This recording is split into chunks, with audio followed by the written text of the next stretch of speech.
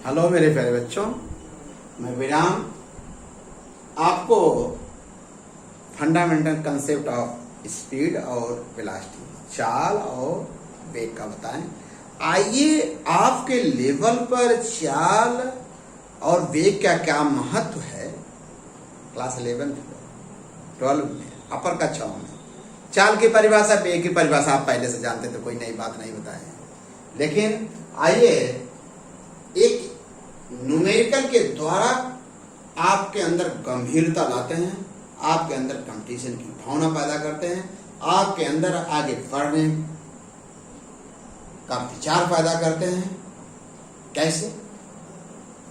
इस न्यूमेरिकल को समझिएगा, बहुत इंपॉर्टेंट है। एक कण एक्स अक्ष के अनुदिश इस प्रकार गति करता है, इस प्रकार गति करता है कि इस प्रकार मान ली गति करता है, गति करता है कि उसकी स्थिति समय के साथ इस समीकरण से बदल रही है।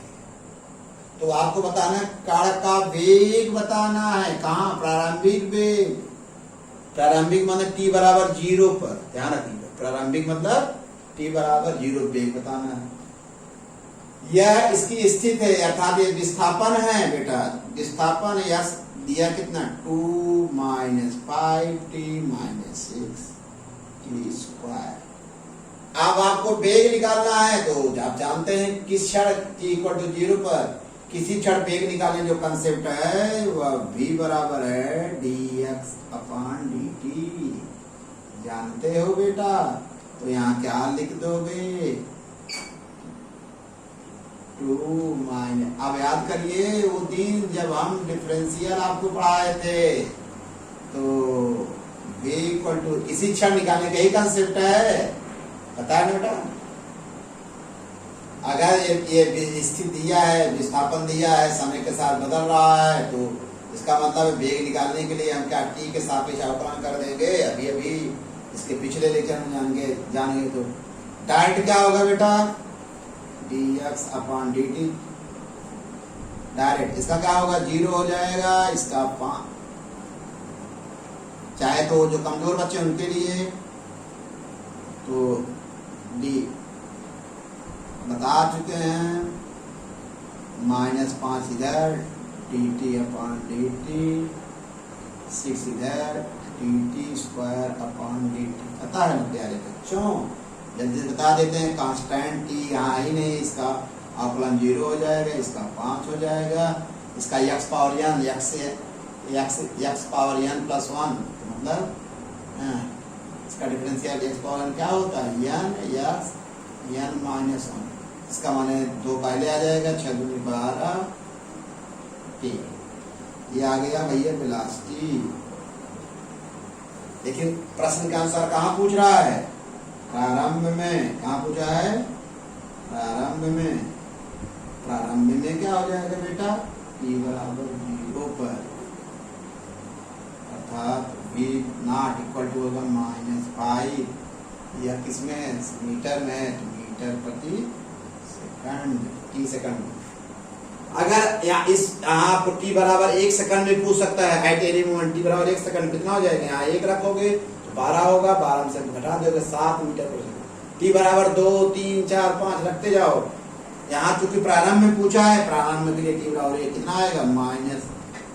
कितना आ गया? 5 सेकंड। माइनस कितना आया? 5 सेकंड। ये बहुत अच्छा लगा आपको। इस तरह के सवाल आपसे पूछे जाते हैं। ये आपका लेवल है, यह आपकी सीमा प्रारंभ हो गई है।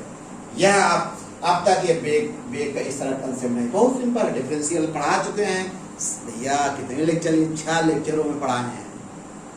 मेरा देख लेना है, मेरे चैनल पर जाकर लेक्चर 1 2 3 4 5 6 देख लेना।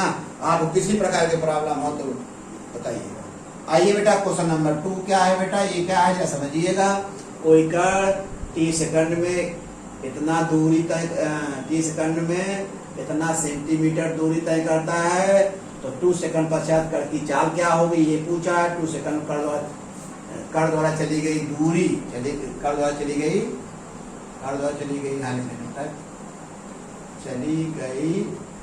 या तय की गई दूरी तथा औसत चाल। हो गया बेटा, देख लेना। आइए इसको क्या करना है, यह दूरी दिया है बेटा, तो दूरी के लिए चाहिए यस कर दो, यस बराबर 3t² प्लस 5t। क्या पूछा है यहाँ, चाल पूछा है। चलिए चाल निकालने जो कंसेप्ट, v बराबर ds अपान dt, t के सापेक्ष अवकलन डायरेक्ट कर दो प्यारे बच्चे। तो x पावर n का फार्मूला है, तो 3 6t प्लस 5। चाल कहाँ पूछा है, नंबर 1 चाल पूछा है t बराबर 2 सेकंड पर, निकाल दो।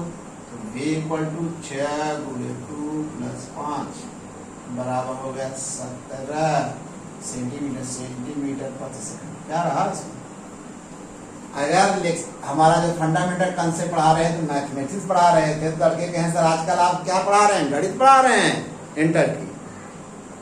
नहीं भैया, हमारे फिजिक्स से रिलेटेड था। आज आप देख रहे हैं जैसे लग रहा कि जादू तरह आपको समझ में आ रहा है। बहुत सरल है। अब टी इक्वल, अच्छा और क्या पूछा है, क्लियर हो गया, बहुत सुन। देखिए चूंकि बेटा दूरी दिया है, टी के सापेक्ष इसको क्या कर दे, अवकलन कर देंगे तो चाल मालूम हो जाएगा। अब कहाँ, चूंकि प्रश्न कहाँ पूछा, 2 सेकंड पूछा। अरे यहाँ कुछ भी पूछा, प्रारंभ में टी बराबर 0 1 2, अब जान गए हो, ब्रह्मास्त्र बता दिए तो आप तीर चलाइए ना, चाहे मेडिकल में चलाइए चाहे IIT में चलाइए। 1 मिनट, अगला जो हमारा जो होगा बेटा, अगला जो प्रॉब्लम में पूछ रहा है, ये कह रहा है